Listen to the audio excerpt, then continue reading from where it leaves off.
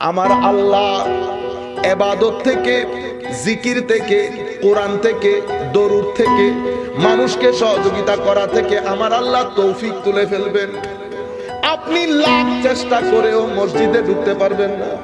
আজকে করব, কালকে করব, পরশু করব, এমন করতে করতে দিন চলে যাবে। বান্দারে, যখন নামাজ মিস হবে আল্লাহর দরবারে তওবা করবেন। নামাজ মিস তখন হয় যখন আমার আল্লাহ আপনার কোনো কাজের কারণে নারাজ হয়ে যায়। আল্লাহ যাদের উপর রাজি থাকেন, কখনো আল্লাহ চান না আমার এই বান্দা আমার ইবাদত ছেড়ে দেখ, নামাজ মিস হোক। কখনো গালি দেবেন না।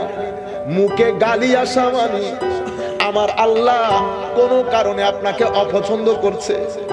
আমার আল্লাহ যাদেরকে পছন্দ করেন তারা অনেক হায়াদার হয়।